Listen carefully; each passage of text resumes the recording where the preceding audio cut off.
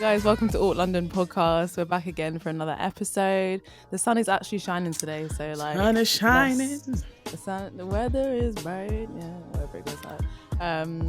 Yeah, we're back again. New episode. No, don't just keep it in. It's fine.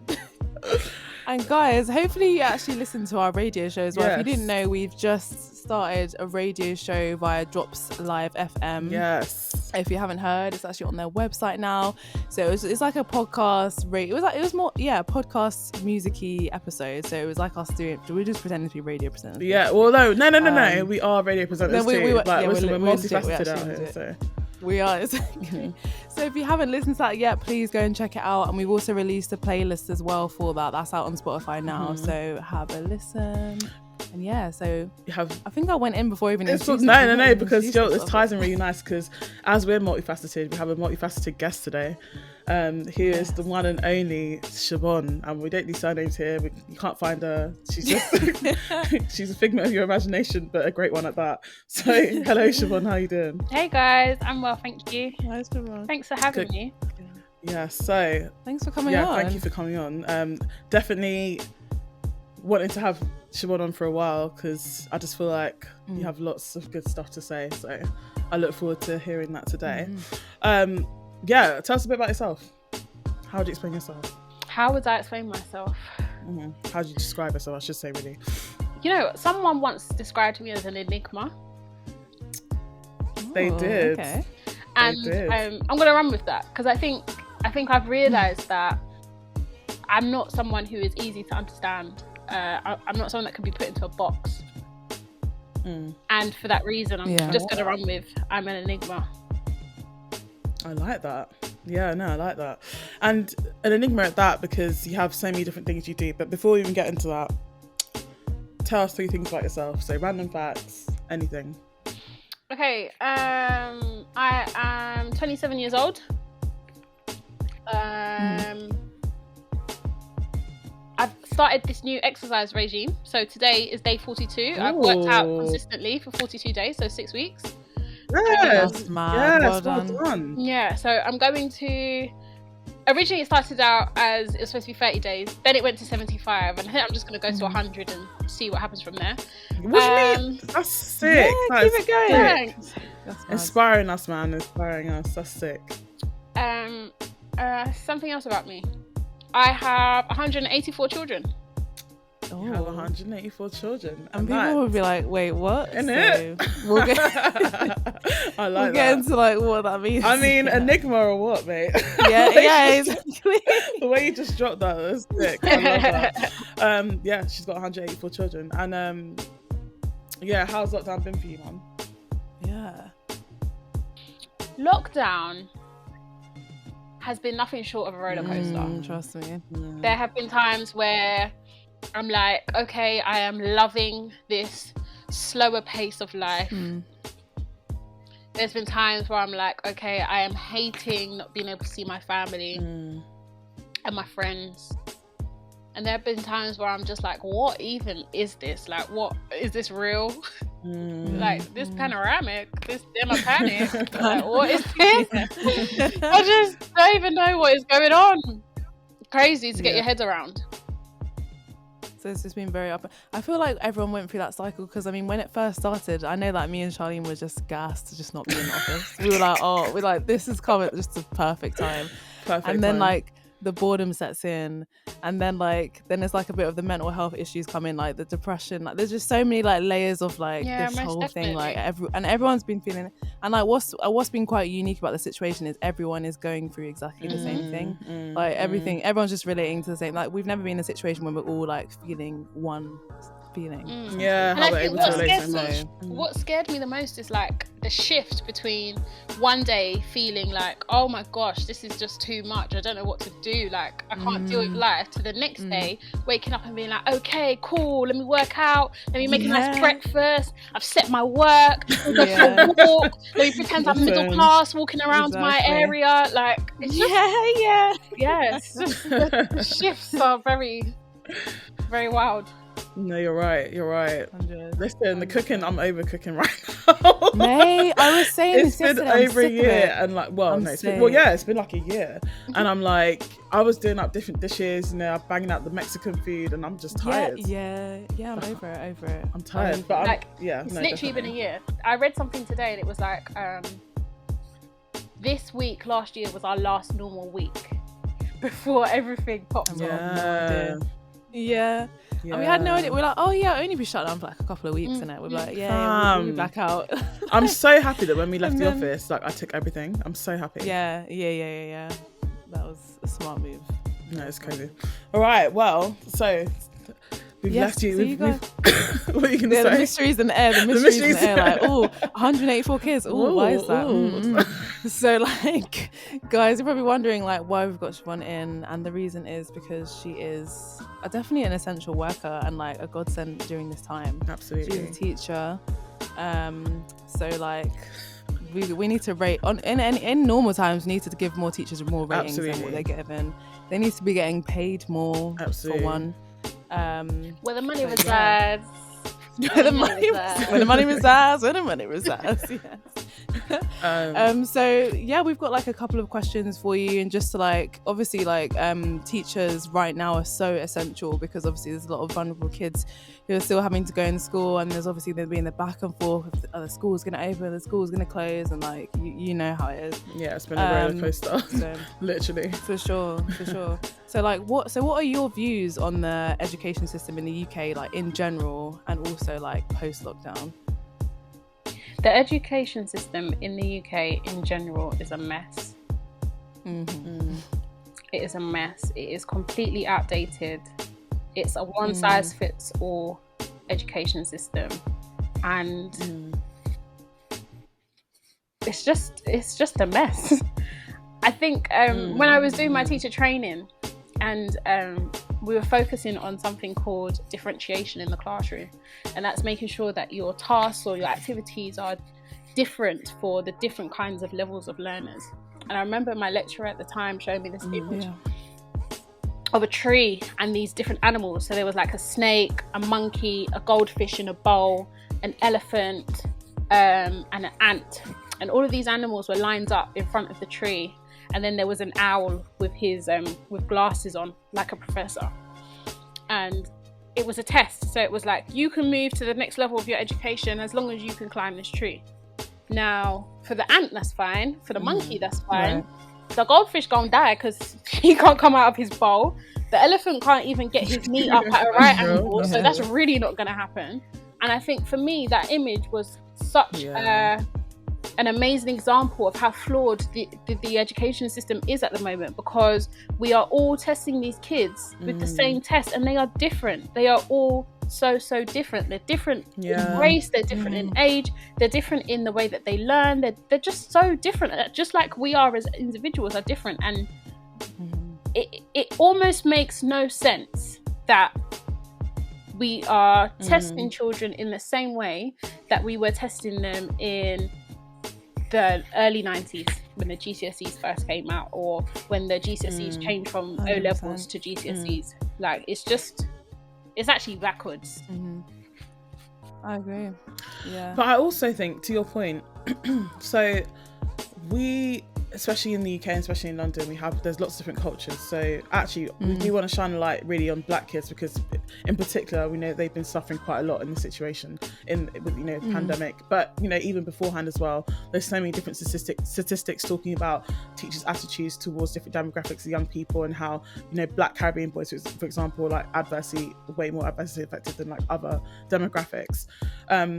But for me, I think why it's so flawed is that we have all of these different types of people, as you said yourself already, and they all come from different backgrounds, again, as you said already. And so that means that like we need to look at like why it was ever even the proposal, why it was ever even a thing to teach people the same way, who literally come from different norms, standards, cultures. Like, it doesn't make sense. So for example, it was never the education system here was never for us.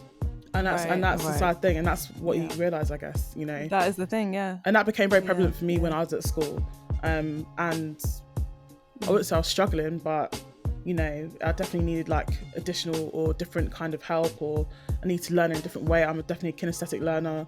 Some people are more like audible, whatever the case is. Like, so for years, in a firsthand, like, I guess it's hard to say like what do you do to help, but like, you know, what are some sort of like maybe like primary things or immediate things that you think, okay, you know, you're teaching someone in a classroom and this person's not learning this way, like what, I guess that's kind of my question, like, you know, what are sort of small things I guess you can do to aid them. So I think this is going to sound very hypocritical, but because we are essentially teaching to the exam to make sure that our students can get what they need at GCSE, there's not that much room for deviation from our current curriculum, and this is probably a problem and an obstacle that a lot of teachers will have in terms of like their moral standpoints, in terms of like what they want to personally teach, how they personally feel that students should learn, as well as staying within the parameters of school and curriculum and the education system that the government has prescribed. So I think for me, the best way that I think that I know how to operate is to make what I have to teach teachable. So for example, with my year 9 English class, I teach so there's 6 sets in year 9 and I teach the second to lowest set, and they're a rowdy bunch. They talk a lot, they're very energetic, so I have to match them. So if anybody comes into my year 9 English class, I am bouncing around at the front, whether it's me putting on voices to voice over the extracts that they're reading, whether I'm doing like quick fire, what's language feature, what's this, what's that. I'm literally bouncing around at the front of the classroom because I have to keep their attention. Me keeping their attention in the hope that what I am telling them, they are digesting and keeping. And also, I think students benefit from having something different. So when I set them a writing task, they're listening to South African house music. Nice. And I know there's no one else in the school that does that. But they are going to sit there and they're going to listen to Sengi Moja or Black Coffee. I was going to say some Black Coffee. Nice. And it's like, it's like they know that they're not leaving the classroom until they finish that task. But they understand that that is just Miss's way of working. And I think because students are so different, you have to find your way of working with that specific class. So the way I will work with my year 9 class is very, very different to how I will work with my year 11 drama class, for example. Those guys are like my brethren. There's a difference between the two. And I think my main thing is, as a teacher, being a person. So I will tell them, do you know what? I'm not in the mood today. It's been a stressful day. So nobody test me today. Don't test me today. So we're going to do some quiet reading today. Because Miss is not here for it. Not feeling it today still. Okay, I'm feeling very hyper, let's play a game. Yeah. So I think showing your students that you are also a person, and developing relationship with them before you try to even teach them anything about language or structural features or vocabulary or grammar. That's my main thing. I 100% agree, and I think actually, if I was like a teacher trainer, go on. Oh no, go on. No, go for it. I was just gonna say, if I was a teacher trainer, then my main thing would be like making sure that you have developed a relationship and a rapport with these students before you start shoving content down their throats. Because when we think about it, if we're with people's kids from 8:30 to 3:30, then sometimes I spend more time talking to people's kids than they spend talking to their kids. I was speaking to someone about this the other day, because I remember when I was a teenager, and it's like, I'm going to school, I'm coming home, I'm in my room doing my work, I'll come downstairs, have my dinner, have a little chit chat, but then I'm back upstairs. Like I haven't spoken to my mum for an hour. Right. But yet I'm in a classroom speaking to these 30 students about X, Y, and Z for an hour, and I think we underestimate the impact that we're having, which is why I think the relationship and the rapport with our students is so important. But you know what? I hear that. So I think that's why we need to pay more attention to that, because remember that for the first 4 years of your child's life, you were their teacher.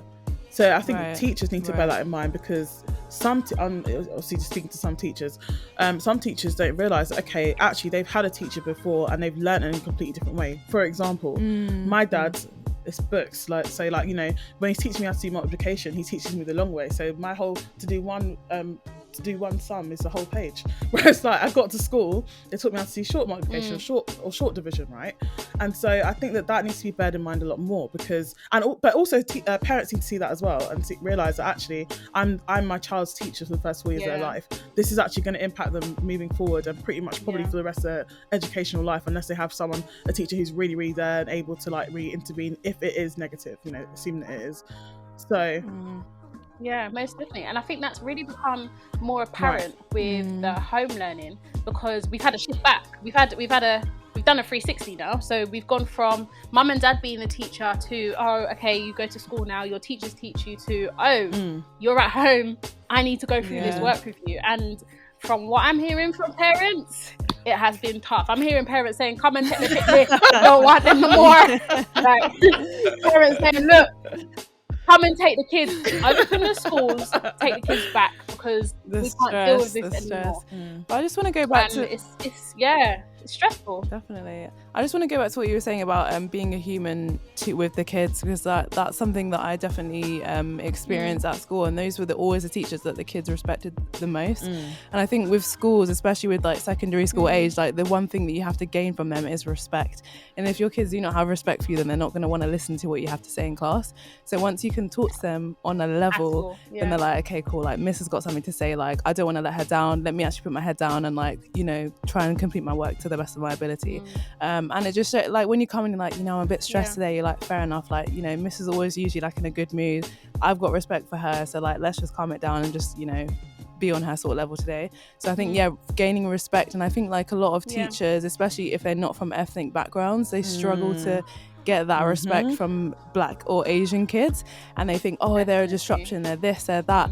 Whereas really like our culture, we like to have a joke around, we like to like, with adults, you know, we don't want to be seen as like, oh yeah, we're just little kids to them, especially when you're like 13, 14.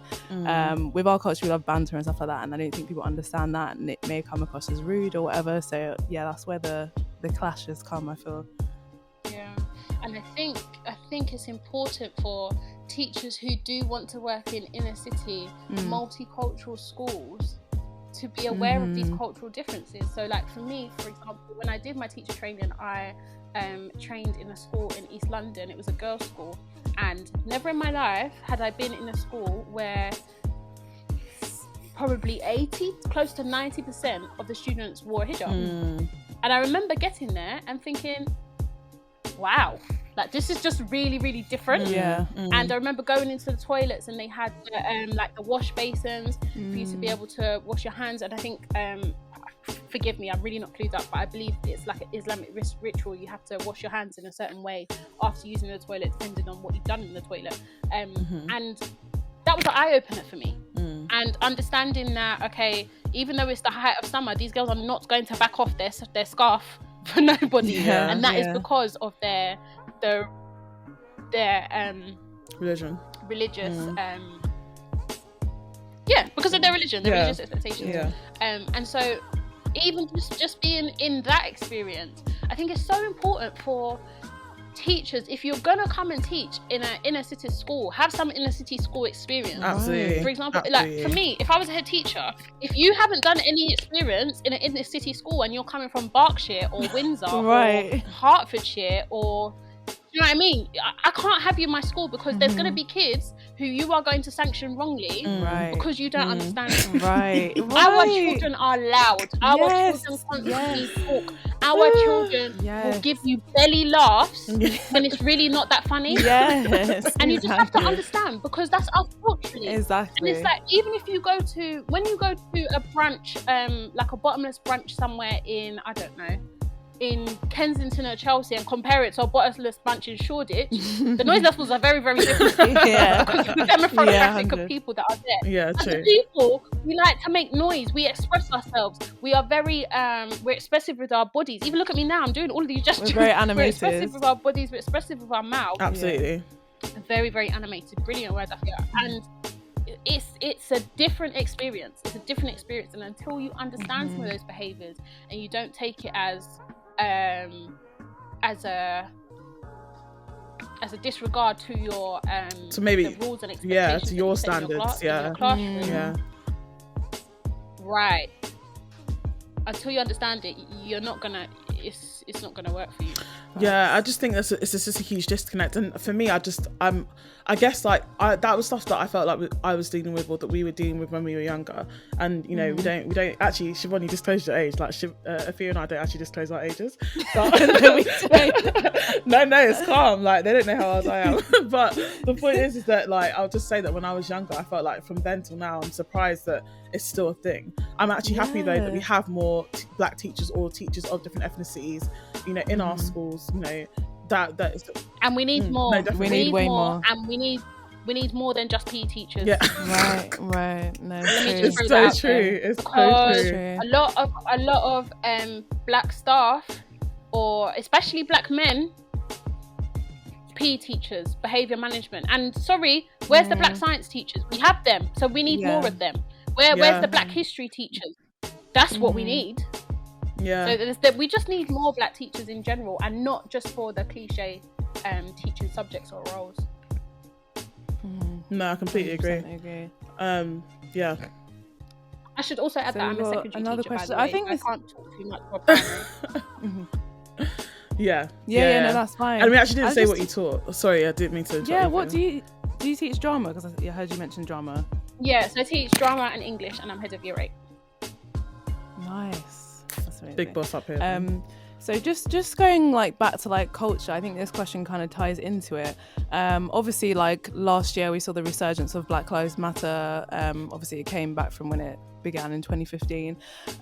So yeah, it came back again in 2020, like in a huge way, where like businesses were talking about it.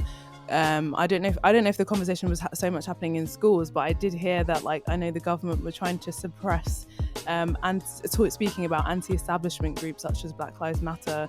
I don't know if they're trying to do like a propaganda like pro-Britain thing, so we can't speak about BLM and things like that. But like, what are your thoughts on like having those discussions sort of sectioned off and not being able to speak about it in school? I don't know how it was for your kids at school at the time. Like, were you talking about it? Were you allowed to talk about it? Like, what are your thoughts on that?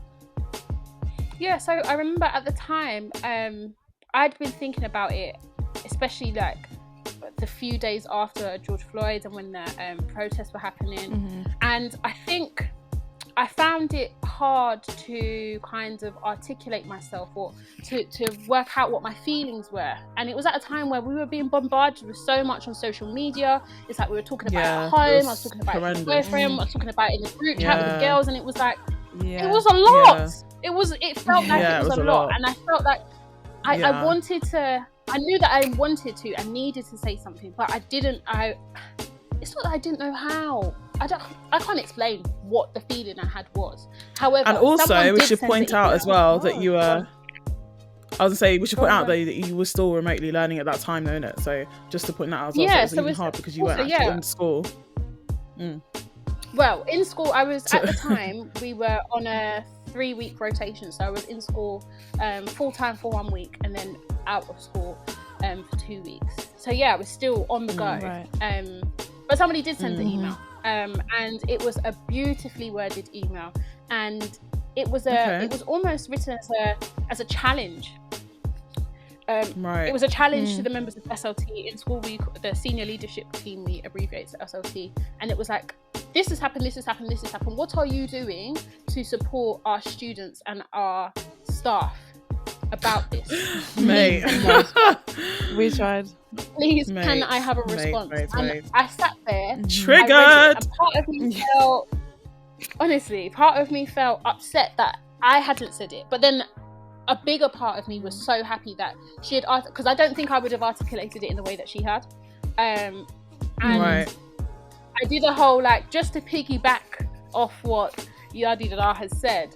If anybody would like my input or my help in delivering a program or anything, I'm here willing and ready to help out. And we did get a response. And I think one thing that I do love about my school is that it is multicultural, and I don't feel, and I feel as though the members of the senior leadership team, even though it isn't as diverse as I would wish, the members of the senior leadership team do take a lot of what the staff body say on board. Right. And they did roll out really a program. And in my school, we didn't really pussyfoot around. We didn't. I don't believe that Black Lives Matter was ever seen as an anti-establishment group at all. We spoke about Black Lives Matter, and we spoke about the movement and the group and what it meant and where it's come from. And it came actually under the anti-racist education that we have a responsibility to deliver. I think you're definitely in the minority though. Just like, I'm not going to give more details about where your school is and stuff, but it's in London, we can say that. So I think that, you know, other like a lot of other areas and schools and students have not been able to have that experience, you know. Right. And to be honest with you, I can speak about this now in my last job.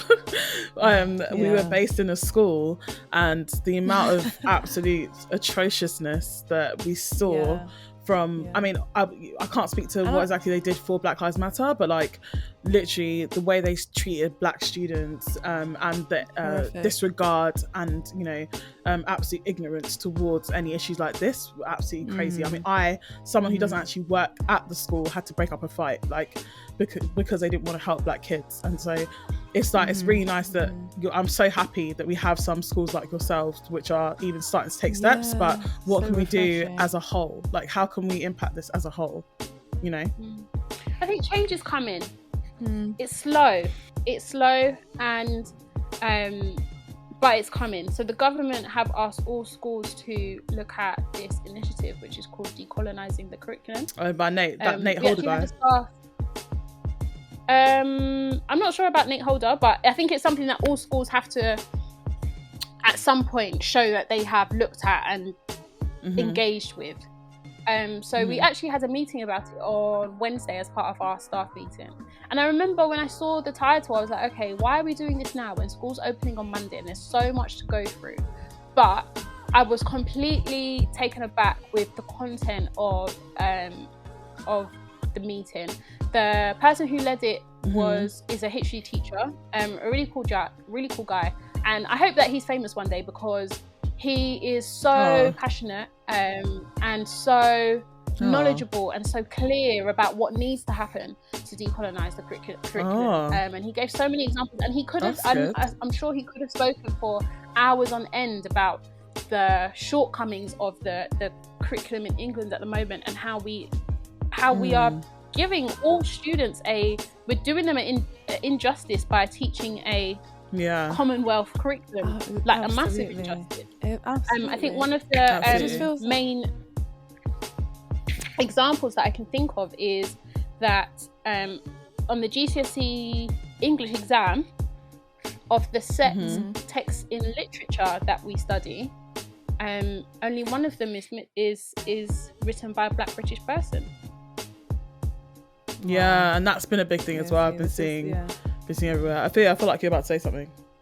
I was like, it just feels like propaganda, that the fact that we're still teaching this old curriculum where we don't acknowledge the history of the British Empire and stuff like that, and it's just being painted as this really great thing, and like how we view people like Churchill, for example. I think, like you're saying, it's definitely doing our students an injustice, especially those from like Black and brown communities. So like, I mean, like I don't think we're not really given the ability to speak about our culture and learn about our culture in a positive way. All we know about is maybe a little bit of American history when it comes to slavery, but we actually don't know that there were Black British people in this country when that was going on. What were they doing in the country? What were they creating? Because there's so many inventors that come from Black cultures that we don't know about. So yeah, definitely I agree with that, and I hope that something is going to change.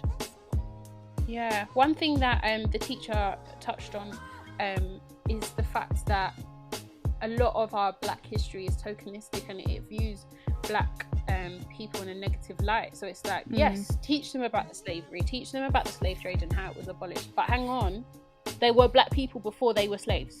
Black people were emancipated so true. people who Exactly. had their own civilizations before somebody came and teethed them land. Before someone came and Exactly. everything that they owned, So true. that we were a Teethed people, strong people. Yeah, Right. and it's like, teethed out the thing. Exactly. Let's tell the whole story in its whole. Yeah. No, you're right. And I think even like just on the back of that as well, like, because and like on the back of that as well, like we then have to talk about why it's harder for us to excel in certain industries or whatever, because of our history. Because like there's gonna be kids are gonna leave school and be like, oh, but my friend got like lower grades than me, or they have less qualifications than me, and they're white, but they got the job over me. Like, why is that happening? We need to learn about these things as well, so kids are gonna be clued in and say like, just understand the society that we're involved in, unfortunately. No, it's so, I mean, there's just so much to unpack, really, and I think that as you said, I think something you said earlier, we're doing a disservice and an injustice to our young kids, and especially our young Black kids and young brown kids too, without teaching these things, because we're dope. We're dope as well. For real. But sort of more toward like the pandemic, I was kind of thinking about this, like, we know that young people have been adversely, have been affected, because of the fact they've not been able to be in sort of traditional education. And I think, speaking with like different people I know who are in education, there's been a lot of struggle with engagement, especially, throughout this pandemic. And I mean, it's been a year. These people have actually like lost a year of their educational life. Like it's kind of a crisis. And so I want to talk more about like sort of black young people, because I know that you've got quite a good population in your school, so I just wanted to find out how, like, what the challenges have been, and because it's no secret that economically we're worse off, to be quite frank, as I'm generalizing right now, so I'm sure that a lot of them wouldn't have had access to things that would have enabled them to engage, such as laptops, tablets and things like that. So what have you seen in this period? I think the economic difference is probably the most major thing to have affected our young people. When we think of the resources that people have to top up their child's learning whilst they are doing home learning, there's so many of our young people that just can't afford that can't afford £35 for a tutor, for an English tutor for an hour to go through what they've done over the week at school. In terms of providing laptops, my school and lots of schools in the UK, I think, have been able to purchase laptops and provide them. And I think what was really good is that we had like a batch of laptops that came from a business in Canary Wharf, like that they weren't using, so they loaned them to us, which was really, really cool. It was one of the businesses in Canary Wharf that one of our students' parents works for, and they donated 100 laptops to our school, and they were able to use them, which was really cool. But I think for our young people, it's just the drastic change and the chopping and changing of the rules and the regulations. And okay, you can go to school, it's safe for you to go to school. Okay, no, it's not, stay at home kind of thing. And I think even if we think about how we have coped with it as adults, some of us haven't. Then for younger minds, for brains that aren't as exercised and haven't been used as many years as ours have, it must be very, very difficult for them to contend with. So I know it really has been difficult. We've been quite blessed at our school also to have had food donated from the local food bank. So every tutor makes calls home. Every tutor makes calls home on a weekly basis, like a welfare check. And we've been able to identify families who are struggling financially. Been able to donate like literally like bags for life of food, pasta, cereal, tins of beans, cans of tuna, like food. actual food that we've been given. We've been able to give out, which has been really good. Wow. Really, really good. For me, this whole thing has been really, I'll say this whole thing has just been really enlightening for like how sort of diversely affected like one society can be. Does that make sense? So like, we're in London, I'm in South London, and seeing like my community around me, like some people it's been like, you know, I'll speak for myself, it's been kind of regular. Like I've been working from home, there's been no change to my life. Some people have literally, you know, fallen below the poverty line, like have really suffered, and like that honestly for me to like, it's really heartbreaking when I think about it. It's been so heartbreaking for me to sort of, you know, think about, and I wonder like, you know, how I can help, you know, so I donate and things like that. But you know, we're in the UK, like we shouldn't be having people like this. Like the welfare system should be that we can support people in the situation. And as everyone knows, we're creatives, and Siobhan, you're a creative as well.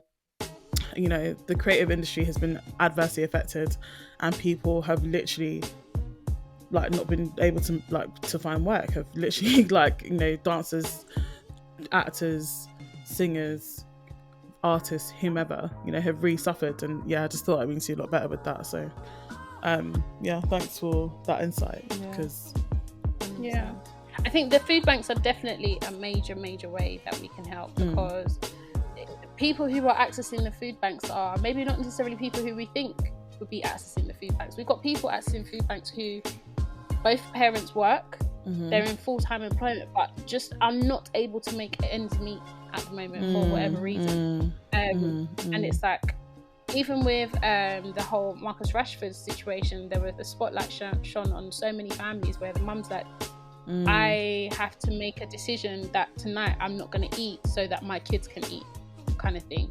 And that's madness. That is absolutely madness. We live in England. It's madness. In England. The United It's like one of the richest countries in the world. world. One of the richest nations in the world. Like, it's ridiculous. Disgraceful. Definitely. It's disgraceful. And I was going to say on the back of that as well, like, how has the government's inaction affected the schools? Because obviously, like, until like Marcus Rashford came out and, you know, was like on their backs, like he was like, I'm not taking no for an answer, essentially. So they weren't trying to feed these kids, were they? They're just not going to do it. And then Marcus had to come out and say that. So like, how has the government's inaction affected schools?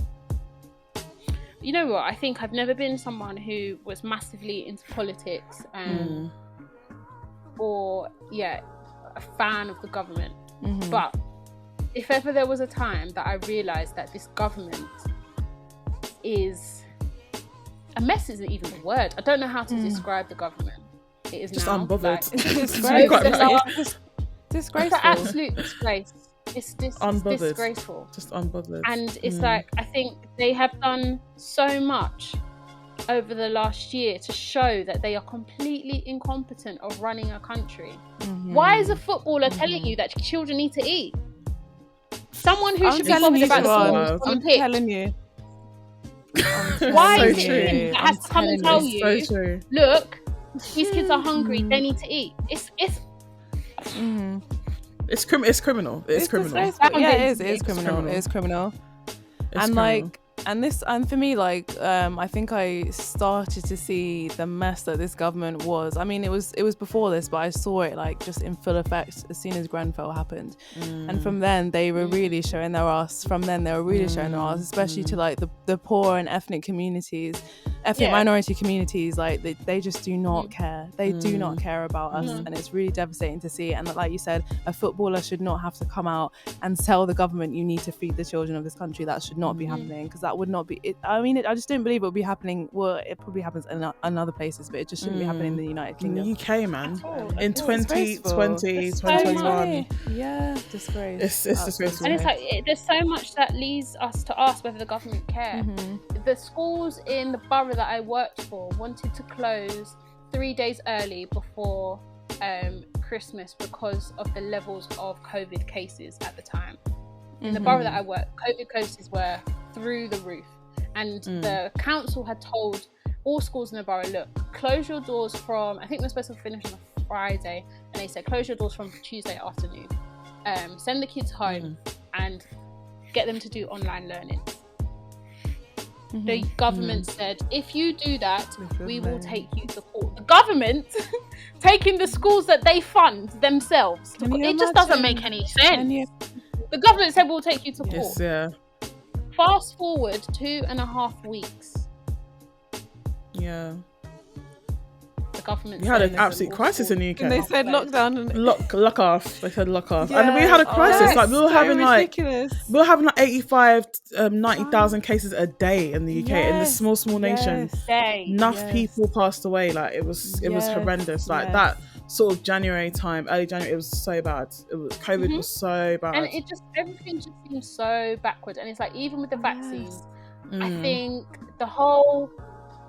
I don't understand why all NHS workers, all policemen, all teachers, all of the government, those who work for local authorities who are key workers on the front line, I don't understand why they've not been made a priority for a vaccine, because I'm not being funny.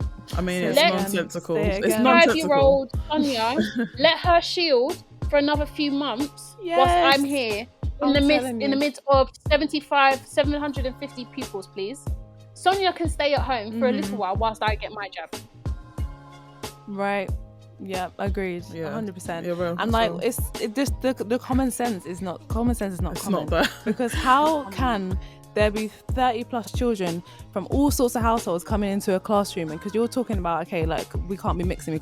Okay, so why 30 plus children from 30 different households come into a classroom to mix? Then they go home to their parents who've probably been at work mixing with however many people, and then coming back again to bring it into school. I don't understand. You know how ridiculous it is that in schools we have bubbles, so you cannot mix with students from every year group, right? Right. So all year 7 stay together, all year 8 stay together, all year 9 stay together. They leave at staggered times. Year 7 leave at 2:45, year 8 leave at 3, year 9 3:15, so on and so forth. So a year 7 that leaves at 2:45 is going to the same household as a year 10 that left at 3:15 to go and mix. Yeah, because that makes so much sense. It's a joke. No, because like siblings, you're right. They've not thought this Before through. we even talk about siblings, hello, are the kids not getting on the bus? Yeah, you're right. Yeah, yeah. We're not all sleeping at school and social distancing ourselves together. So it's just it's nonsensical. It's actually nonsensical. Like the whole school situation honestly gives me anxiety, and like I don't know if you mind me saying this, Siobhan, but like you've had COVID. So and did you get that from school? I believe so. Of course, she had to done. Yeah. Where else did you get that? I mean, and so. Like Siobhan was sick, yo. Took me out, bro. It probably took me out. And the thing is, I can laugh about it now, but at the time, I just remember thinking to myself, like, a 70-year-old or a 75-year-old who has underlying health problems isn't standing this. They cannot withstand this because I was a healthy 27-year-old who eats well, well, fair enough, I wasn't doing my daily exercise thing at the time, but who exercised on occasion. And no, you're fit. My life was flashing before my eyes. Like, and you know, you passed it on as well, right? So, and that's the thing as well. Yeah. And this is the thing. That's a good example of you passing it on to people. And to be a teacher, I think obviously it's different to be an NHS worker. I mean, like, well, not even an NHS worker. Let's say a police force, for example. You're sort of putting your life on the line. To be a teacher, you do not sign up to put your life on the line. So why are you having to put your life at risk to teach these children out of school? I don't understand it. I'm not. Yeah, no, it's not computing. It's not computing. It's not. And you know, so to be transparent, obviously you're going back to school. Well, not transparent. You are going back to school this week. How do you envision it going? Yeah. Well, very similar to how it's been, to be honest. Just trying to do our best to facilitate social distancing and the COVID guidelines. So the students have been in on Friday to do their testing. Half of the students came in to do their testing, and then the other half are coming in on Tuesday. I think even that is ridiculous because you could get tested on Friday And you can get it by Tuesday. Anywhere on Saturday and Sunday. Yeah. Exactly. And then you're in school on Monday, spreading it around the gaff. Do you know what I mean? So it's just. Right. I guess it's just reducing it. Yeah, it's just reducing the problem. Like it's people are gonna sit through it. Just is what it is. But at least you're reducing like the amount of infection that you might have. You know, if you catch a few or whatever. Yeah, exactly. So. And I think madness. Personally, I'm just looking forward to being back in the classroom. I miss the kids. Like yesterday on Friday when they were coming through the doors for their testing, I was like, well, one of the duties I had was to be on the door and direct them up to where the testing was. And I was like, "Hi guys!" And they're like, "Miss, why are you so hyper?" I'm like, "Because I'm happy to see you." But yeah, it's nice to see you. And it's nice to hear that there's teachers like that still, man, because we know, I've seen it. There's teachers that don't give, like they've been living their best lives at home. And I feel like if you're a teacher and you're doing that, I find that surprising. Yeah, but there's teachers who have complained about having to come in. And I'm just like, brother, you've been on your full pay since last March. You even had a pay rise in September. Yeah, you can come in for a few days a week. You ain't got no underlying. Obviously, if it's from like pregnant. Well, yeah, I can say if it's from a health standpoint, yes, of course I can understand that. Fair enough, but like others are just like they're just not on it. They're just not on it. Like they're just not on it. For me personally, you know, especially because it's only key worker kids, so it was like a very small amount of people, like kids that are in school. I feel like you man are doing. I don't know what you're doing. Not making sense. But yeah, I think also I just want to, I guess, finally touch upon like the mental health like of our young people and black young people like that. You know, we already know that young, mental health. We spoke about this on our podcast last week with Auntie Rose. That you know we're struggling in general. Black people are struggling to sort of understand, you know, mental health and make it the priority. It's becoming less taboo, but it's still, you know, taboo in our community. How have you seen that impact with the young people, especially black young people? I think children's and young people's mental health is a very, very difficult topic to navigate, because sometimes they don't even know that they are struggling with their mental health. They just know that they feel sad, or they just know that they feel upset. And I've had some of my tutors come to me and say, look, this parent has told me that this child is lashing out physically towards other members of the family. Can they come in just because they haven't got any normality? We've got students who have really clear SEN needs but haven't been diagnosed with SEN, who just cannot cope with learning at home, cannot cope with change. So imagine you're a child who has autism but hasn't been diagnosed as autistic, and you have now been forced to work at home for the best part of a year. Your world is tumbling upside down. Like, it's just crazy for you. And crazy. I think it's crazy. Students were already really, really taken aback by the first lockdown, and they came back in September really kind of motivated and ready to kind of push forward and make progress, catch up with what they've lost, only to then do a term's worth of work and then have to go home again. Not to mention the bouts of self-isolation. So in my school before Christmas, we had a whole year group that was out for like 2.5 weeks because of the number of cases that we had in that year group. We had pockets of young people in each year group that had 2 weeks self-isolation. So for the year group who had the most amount of self-isolation, they haven't been in school since mid-November. Right, so then you had like maybe like 2 months of school. Yeah, if you remember. Literally. Wow.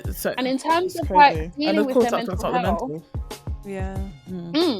in terms of like dealing with their mental health as teachers, like we have done lots on mindfulness and looking inwards and trying to ascertain what your feelings are, but we don't have the resources for the counsellors. My counselling list has tripled, because of the amount of students who need and require that service, and the borough don't have the capacity for that at the moment. At all. I mean, the thing is as well is that so to speak to that, they had that kind of role at the school where my office was based, and they got rid of it. Like they got rid of it, and then they made it part-time. It was this really great guy, black guy at that, which was amazing to have a black guy in that position given the population of black kids that were at that school. And they got rid of him, and then he moved to a different school within the academy federation thingy, and but they made the job part-time and reduced the pay grade, so he couldn't even live off that. He had to get a part-time job delivering Dominoes. Like, it's crazy. And so that just shows you how much of importance they're not putting on it. And I and my colleagues have seen firsthand the amount of young people in that school that need intervention from a mental health and wellbeing standpoint that are just being ignored. Kids are punching up things, breaking things. Their only answer is to just dash you in isolation for a week. And what's that going to do? On the flip side though, as parents, there are a lot of parents who refuse to recognise that their child has a mental health problem. Exactly. There's that as well. And so there's parents who have refused for their child to engage with a counsellor for whatever reason. No, I don't want my child speaking to anybody. That's it's crazy. It's really, and like it's quite hard. I think it works like both ways as well. Like, let's say if you were a parent who said that, like, oh yeah, I sort of identify that my child may or may not have a mental issue, and then you go into school and then the teacher sort of one does that work and says, oh actually no, that's not what it is, and then the other way around, a teacher could identify it and then like the parent's like no. I think it's just really sad, and I think it's really important that you say that you recognise some children are going through this, because I do remember like back in school where a lot of kids were like, really hyperactive, and like they weren't able to concentrate, they were disruptive, when in actual fact they had ADHD and it was undiagnosed. And like you were saying, Charlene, they just get put in isolation and like they're just being made to feel othered, and like nothing's really improving. Their behaviour is just going to keep continuing to gradually get progresses worse. Exactly, it gets worse and worse because no one's dealing with it, and you just assume that because they're black, because they're this, they're just going to be disruptive, like if we just have that thing on our back. I think it's really important that you say that, and I wish that there were more teachers who had that mindset with people of that age. I mean, is that a part of training, or do you guys, because obviously you guys are always doing like CPD, so has that been like any sort of CPD that you've been made to do at school, or do you know anything about like that kind of thing on like a base level? So we have to do yearly training on like children and young people's mental health. And I think at my school, especially because of some of the needs that we have, we do have quite a lot of young people with quite complex mental health needs. And because we are working in that environment, we need to be able to be educated and clued up on it. So for example, in year 11 we've got a child who speaks to herself, like she hears voices. Another child in year 11 who I believe she's bipolar or has another complex mental health need. So it's like you can't be working in a school with these young people with these needs and not know, because actually if something kicks off, what are we to do? We're not clued up. And to be honest, exactly 100%. And so then you're potentially putting yourself in jeopardy too, because as I sort of alluded to earlier, that I had to break up. I'm not even a teacher at the school that we're based at, and like I had to break, and the guy literally just hit the wall because he's frustrated, and it actually accidentally broke something. And rather than identifying that as the fact that he was just frustrated because something really bad happened to him, another teacher had discriminated against him, you're like, he's going around breaking property, he's like breaking, like, we're going to expel him. It's like, what is that going to do? What is that going to do? You have this kid's mum doesn't even like to feed him. So it's like, it's really sad. And what people also don't realize is that things like, food insecurity and stuff like that can actually lead to mental health issues. I don't know if people really quite correlate that, if you're consistently not having nourishment and or we're talking about food in general, then you're talking about even healthy food, right? Obviously we know too much sugar is not good for you either. It actually fucks your mental health up. But like, just nourishment in general, like if you're not having anything like that, can actually lead to mental health issues and complex ones at that. So like these things are all interlinked, and I really hope intersectionality is something I have to talk about quite a lot. But I really hope that people bear that in mind. And it's really sad. I really hope that the government can take mental health more seriously, because I feel like they're chatting about it, but in practice, like what are they doing in practice? like it's all over everywhere, but like what you take, what steps. Do you realize that intervening at a young age is what's going to actually help our society in the long term? If you're intervening at right primary, secondary school level, then like adults now, we're going to have less crime, less people in prison, less people populating prisons and things like that. And it's a cycle, isn't it? Right. It's mad. It's actually so mad. Yeah. Look, so there's a lot of work to be done. There's a lot of work to be done. We've made progress, but yeah, a lot of work to be done. And I think there's a lot that needs to be done from home. I think there's some sacrifices that we need to make as parents, as aunties, uncles, cousins, to ensure that we are having an input into our children's lives. There's only so much we can do as teachers. We cannot raise the whole child, and if you have a child that's coming into a school knowing their worth, knowing their identity, that's half the job done, really. Yeah Mad. Well, thank you so much for being an amazing Black teacher. Can we just say that? Yes. Thank you. I don't know if that's how it's going to sound in the microphone. Yes. No, because we need more Black educated teachers who haven't lost sight. Well, haven't lost sight of their Blackness, are proud of it, teaching it, because I think that, although we want more Black teachers there, we want people like Black teachers to be proud of it, so that we have teachers like yourself who can educate our young people about, the beautifulness of being Black and the amazing things that we've accomplished as Black people and things like that, like I think it's so important. So no, thank you. I obviously continue to, I always say to you, like, do you really want to be doing this? And you're like, yeah. Like, because like, obviously I haven't really said like how we know you yet, actually, but Siobhan and I, that's the Cody, and she's since I've known her, she's always wanted to be a teacher, like always, and I'm so happy. It's actually mad. She's always wanted to be a teacher. Always. And she's never changed, never even slightly differed, like swayed from that. Like I was like, oh, like, don't you want to be an actress? And she's like, like, no, I want to be a teacher. It's like, right, like she's always wanted to be a teacher. And so I think it's so important that we have people like you who genuinely have like that. 100%. And they care, and you care, and I mean this in like the least patronizing way. Like, thank you so much for like what you're doing, because it's so important, especially as like a Black woman. Like, we don't really see like Black strong women. We do, but I'm dead serious though. Like, honestly, like it's so important. And like I remember I only had like one Black female teacher in my school, and she taught English, and like she literally changed my life. So I know that you're changing some kids' lives. I had no Black teachers, like, that's actually so deep. None at all. Wow. Like I went to interesting schools, but from year 0 to year 3, I didn't have not one Black teacher. Not one. Nope. Wow. I didn't have any in my primary school. Yeah. And then I had one in my secondary school, and he was buff. He was really young as well. Yeah. And he started when I think I was in like year 9 or year 10, and I didn't do after GCSE class. You know what? Yeah. I wonder how much Harriet is now. No, I didn't have none, fam.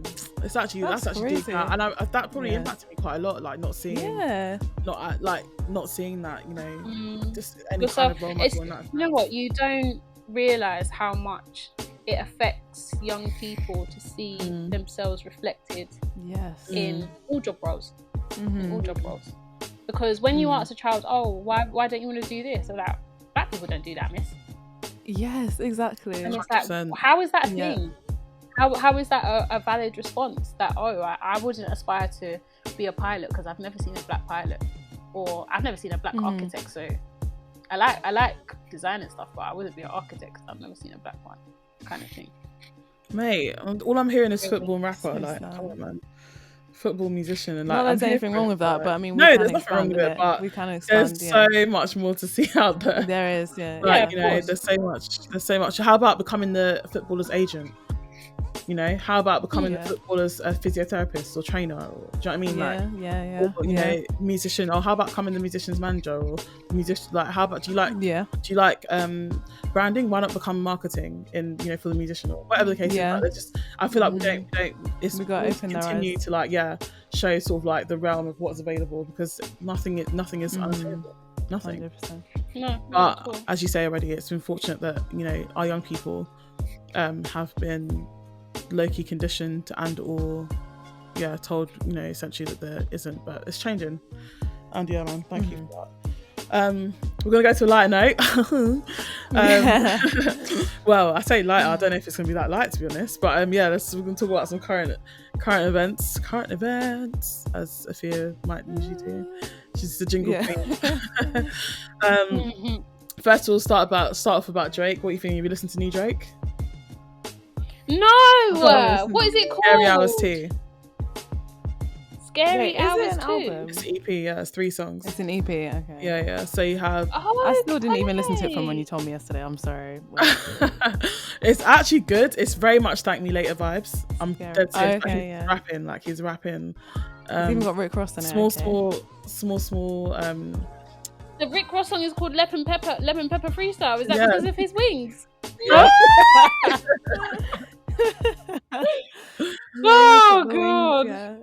Yeah, and then, but no, he's actually rapping. I'm it's nice to. It's like, although to be fair, I'm a fan of Drake singing. I'm probably alone in that. I don't know, but a lot of people have very strong singing. Yeah. I'm a fan of Drake. Singing Marvin's Dream earlier. Listen, of course. No,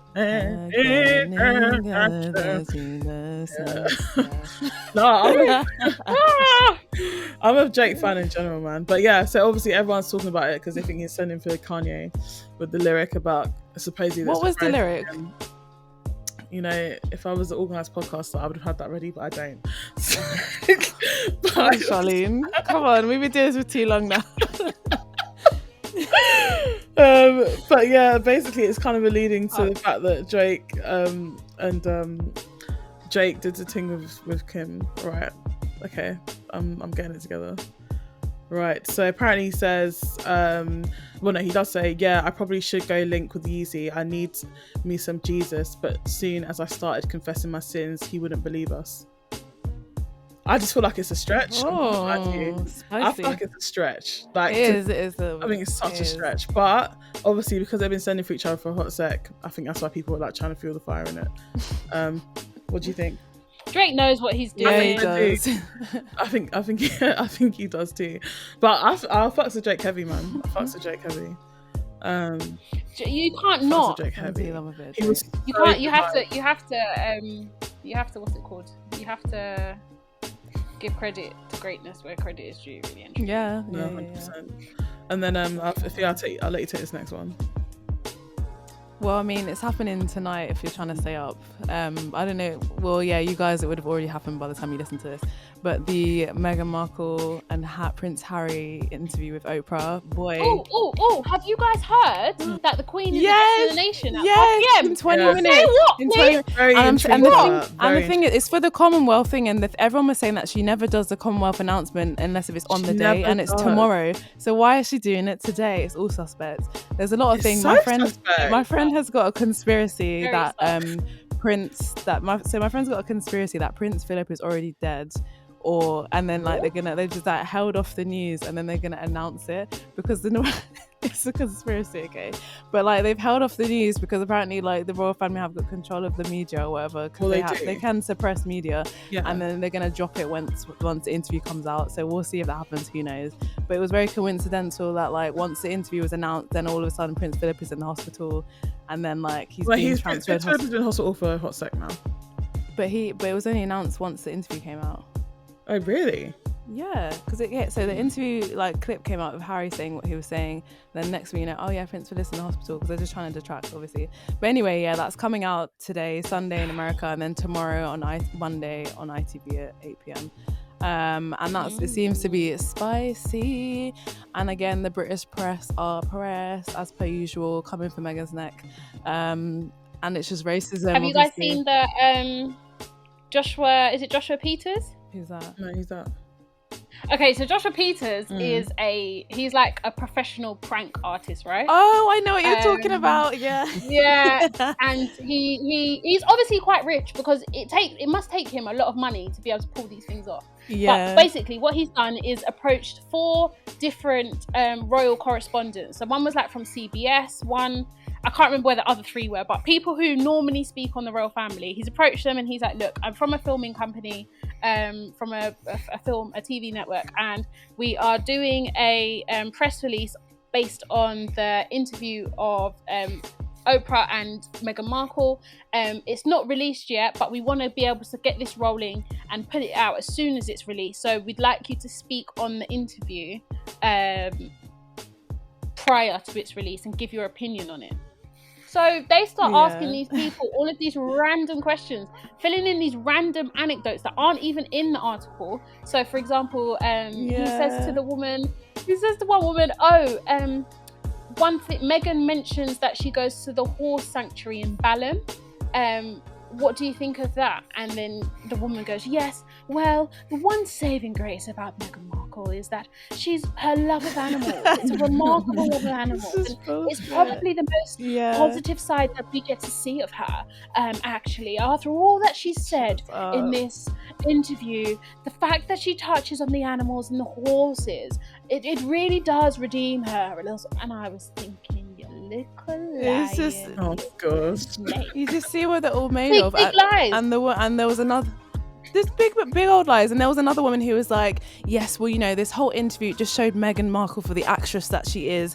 This is her biggest role that she's ever had. And it's like, you've not even seen it. But like, I just want to know, where is the energy for Prince Andrew? That's the key question. Where is the energy for Prince Andrew? I want them to leave her alone. She's pregnant. Yeah, she's having a baby. Like, leave the woman alone. She's already. And it's like, you hate her so much. Stop talking about her then. Exactly.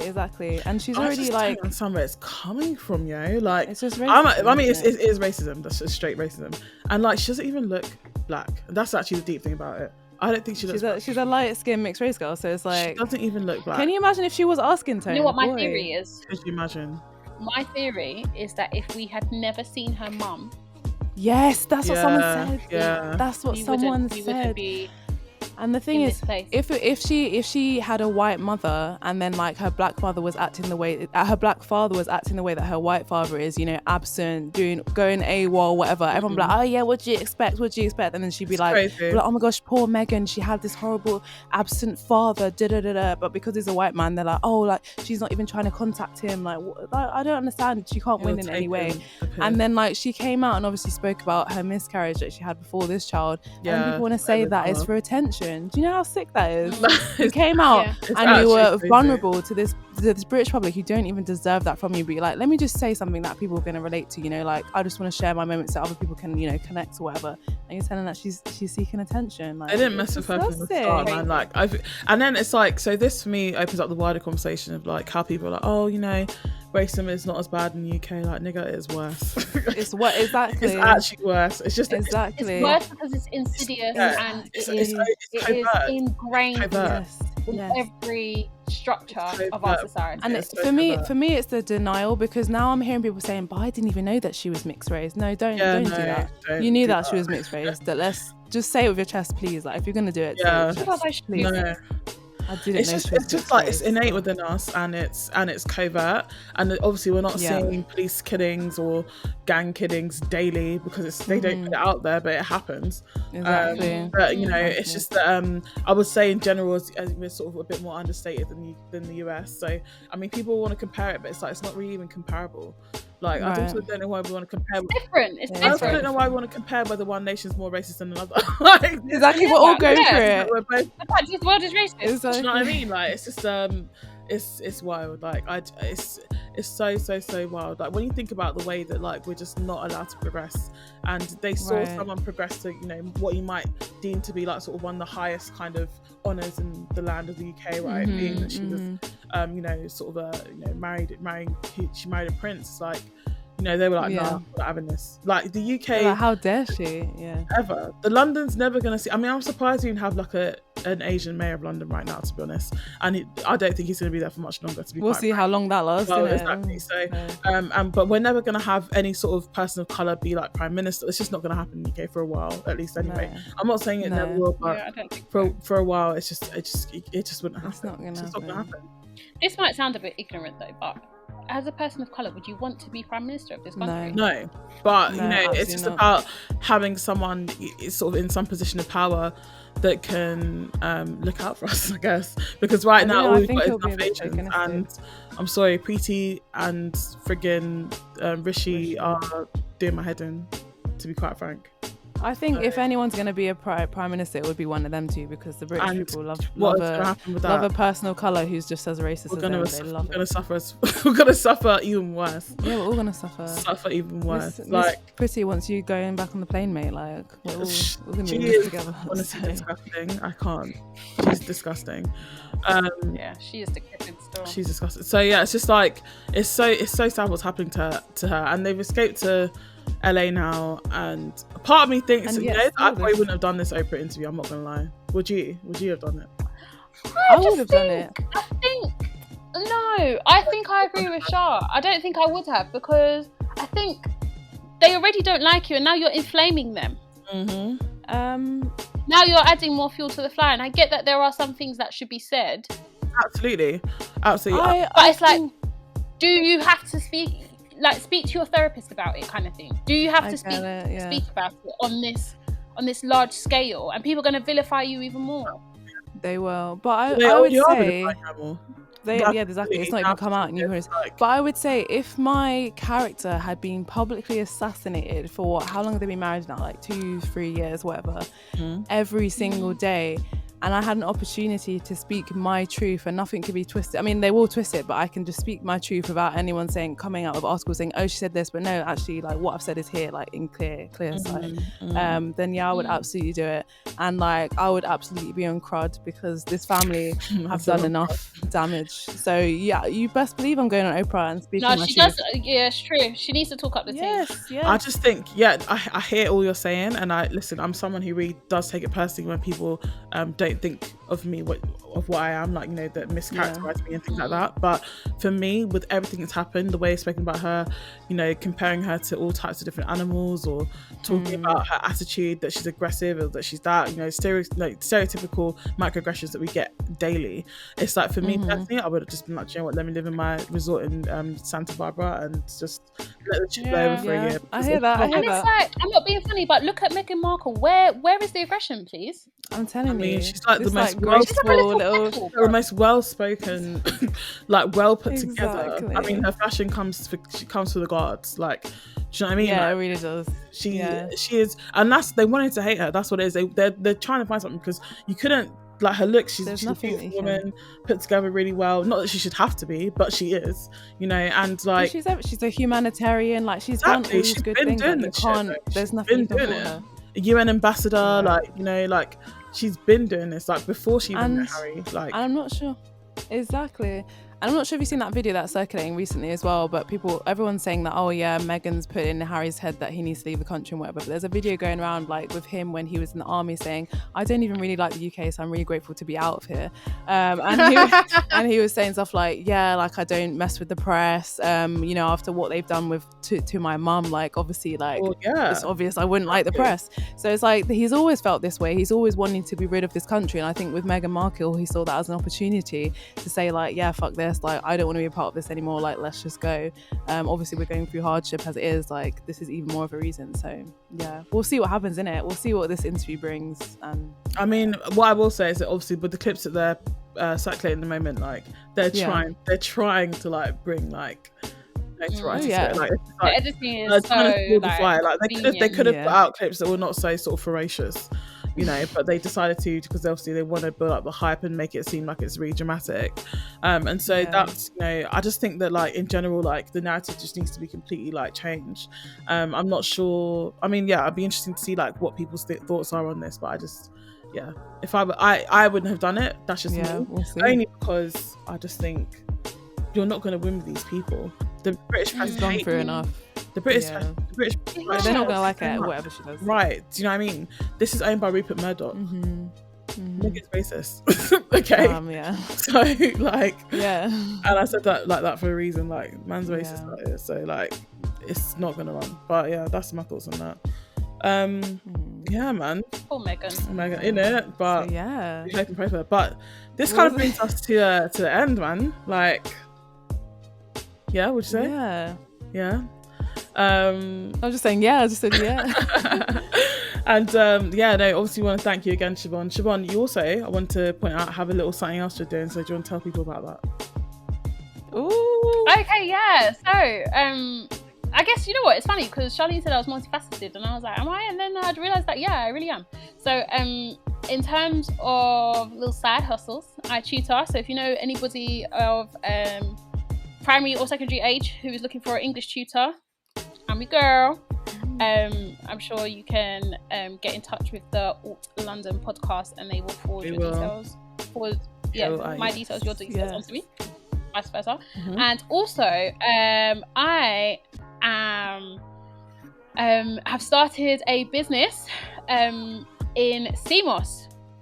Now CMOS is really a product that is for us, by us.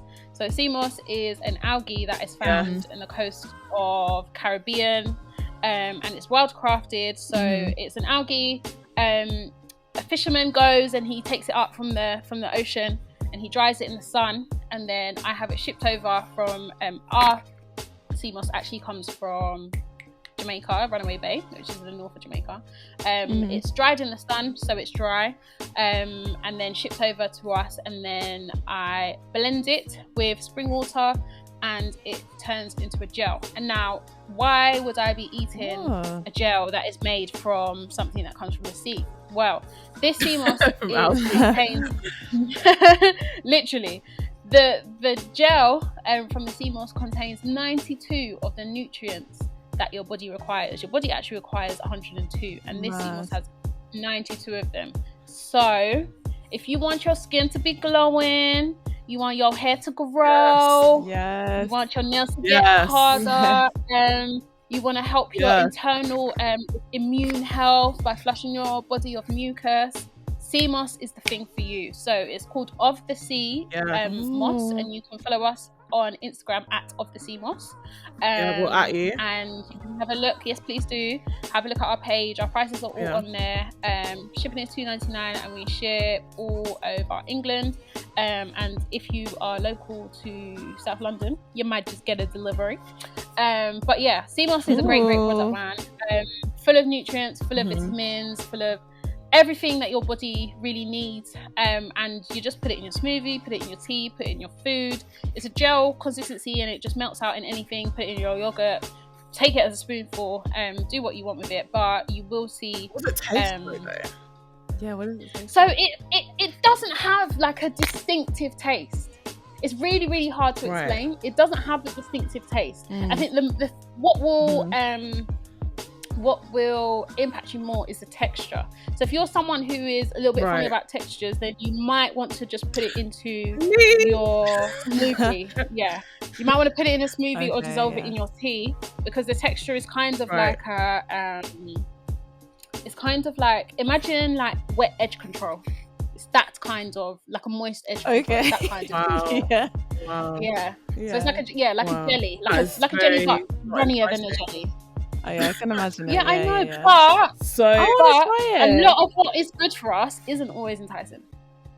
And I think as a people, that's what we really need to get over. And that has been like part of my journey over the last 42 days, doing stuff that I don't love, but I know is good for me. So CMOS is good for you. I mean, I agree.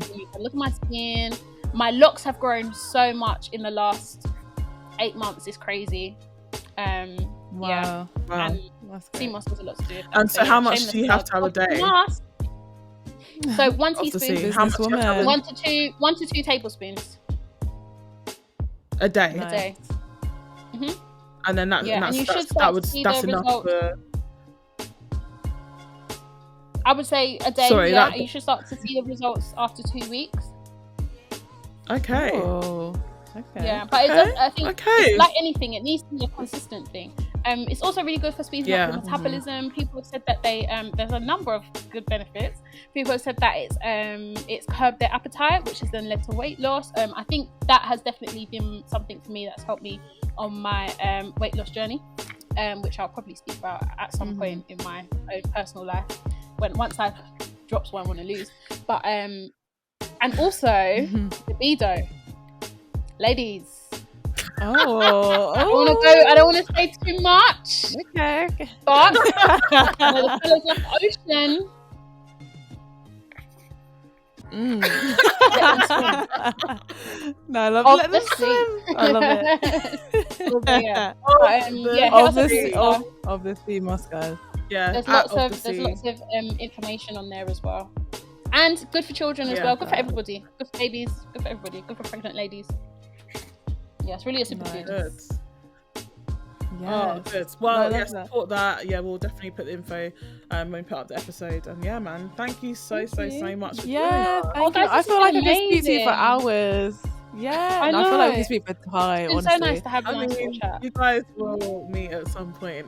Yes, I'm sure. Yes, I hope we will. But yeah, thank you so much, guys, for listening. As we said, if you guys didn't listen to our last radio show, we are going to be on Drops Live FM on the first Thursday of every month. We'll bring it up again in the podcast, I'm sure. But yeah, check that out if you haven't. And if you haven't listened to the last one, listen to it now on Drops Live FM. And yeah, we'll see you soon. Bye. Bye.